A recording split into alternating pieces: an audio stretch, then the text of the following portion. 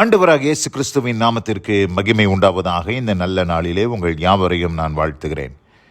இந்த நாளின் தியானத்திற்கு என்று தெரிந்து கொள்ளப்பட்ட வேத பகுதி லூக்கா சுவிசேஷம் 7ஆம் அதிகாரம் 36ஆம் வசனத்திலிருந்து 38ஆம் வசனம் வரையிலும். Luke chapter 7 verses 36 to 38. பரிசேயரில் ஒருவன் தன்னுடனே போஜனம் பண்ண வேண்டும் என்று அவரை வேண்டிக் கொண்டான். அவர் அந்த பரிசேயனுடைய வீட்டில் பிரவேசித்து பந்தி இருந்தார். அப்பொழுது அந்த ஊரிலிருந்து பாவியாகிய ஒரு ஸ்திரீ அவர் பரிசேயன் வீட்டில் பந்தி இருக்கிறதை அறிந்து ஒரு பரணியில் பரிமள தைலம் கொண்டு வந்து அவருடைய பாதங்களின் அருகே பின்னாக நின்று அழுது கொண்டு அவருடைய பாதங்களை தன் கண்ணீரினால் நனைத்து தன் தலைமயிரினால் துடைத்து அவருடைய பாதங்களை முத்தம் செய்து பரிமள தைலத்தை பூசினாள். பிரியமானவர்களே, நான் வாசிக்க கேட்டதான இந்த வார்த்தைகளிலே இங்கே இயேசுவானவர் பந்தி இருக்கும்படி போஜனம் பண்ணும்படி பரிசேயனுடைய வீட்டிலே அவர் கடந்து செல்கிறார். இந்த பரிசேயன் இயேசு கிறிஸ்துவை தன் வீட்டிற்கு அழைக்கிறார். எந்த சூழ்நிலையில் அழைக்கிறார் என்று சொன்னால், லூக்கா சுவிசேஷத்தில் 7ஆம் அதிகாரத்தில் நம்ம வாசிக்கும் போது அவர் நாயினூர் என்கிற ஒரு ஊருக்கு வருகிறார். நாயின் என்னும் ஒரு ஊருக்கு இயேசு போன பொழுது அந்த இடத்துல ஒரு விதவையின் மகனை மரித்து போனவனாக சுமந்து கொண்டு வருகிறார்கள். பாடையிலே தூக்கிட்டு வராங்க. எல்லாரும் அழுது கொண்டு இருக்கிறார்கள். அவனுடைய தாய், அவனுக்கு ஒரே மகன், அந்த மகனை அழுது கொண்டு எல்லாரும் சுமந்து கொண்டு வருகிற வேளையில் இயேசு அந்த பாடையை தொட்டு அந்த மகனை உயிரோடு எழுப்புகிறார். எழுப்பி அவனுடைய தாயினிடத்திலே அவனை ஒப்படைக்கிறார்.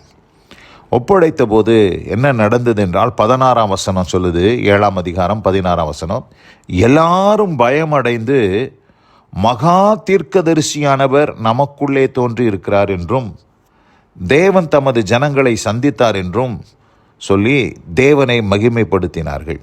எல்லாருக்கும் பயம் வந்துருச்சு.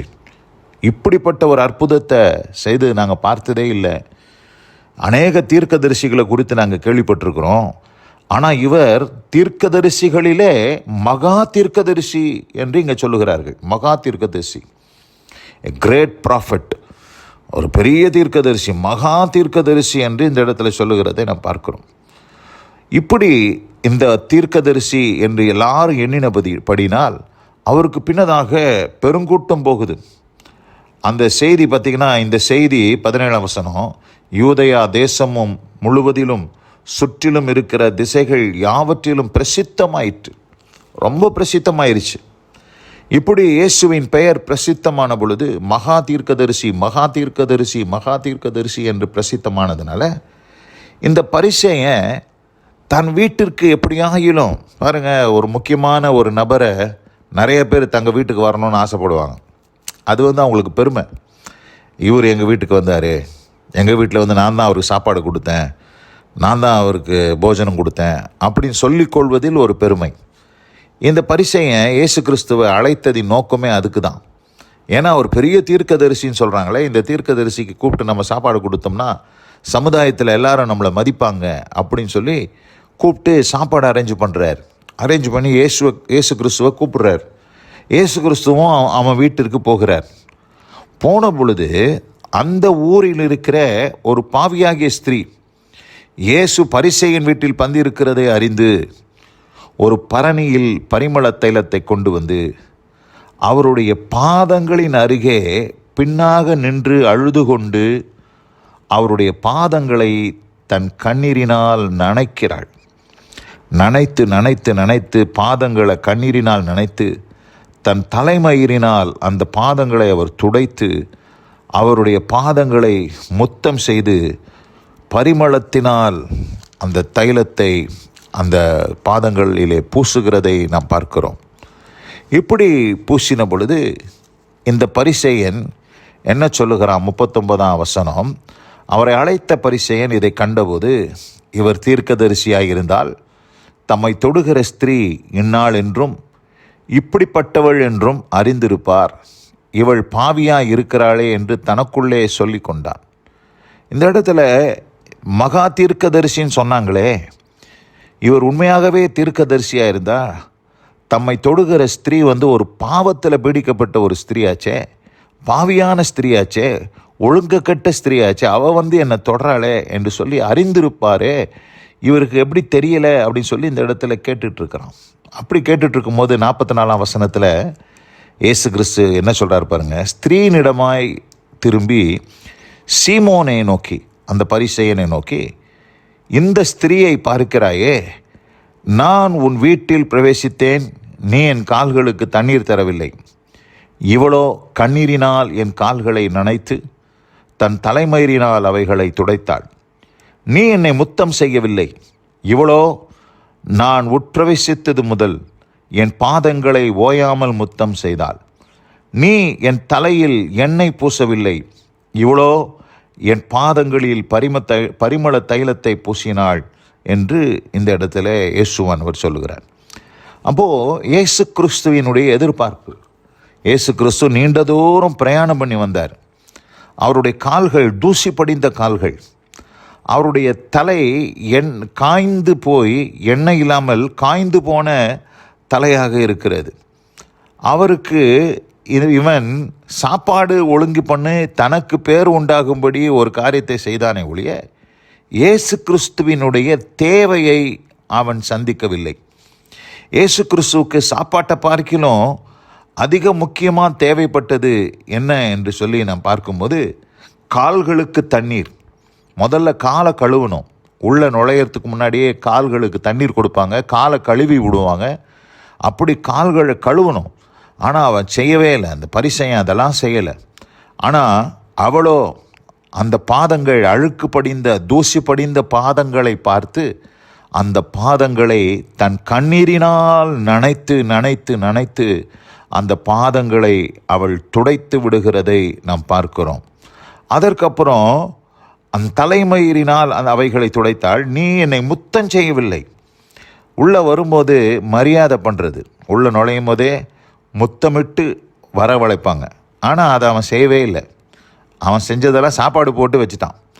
ஆனால் இவளோ நான் உட்பிரவேசித்தது முதல் என் பாதங்களை ஓயாமல் முத்தம் செய்தாள்.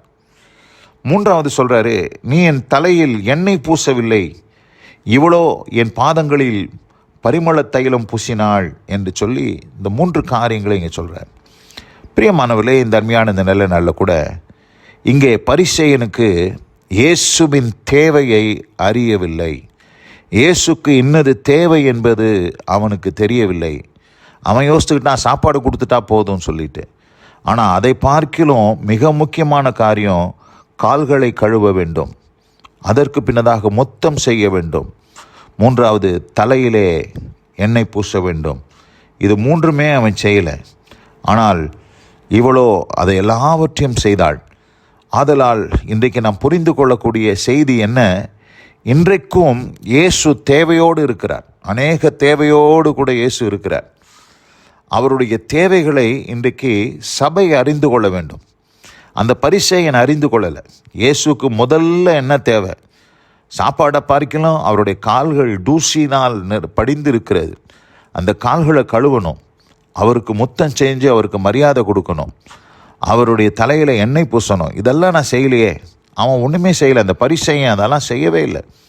ஆனால் இவன் எவைகளை செய்ய தவறினானோ அவைகளெல்லாம் அந்த பாவியாய் இருந்த ஸ்திரீ, பாவத்திலிருந்து ரட்சிக்கப்பட்ட ஸ்திரீ, அவள் பாவம் மன்னிப்பு பெறுகிறாள்.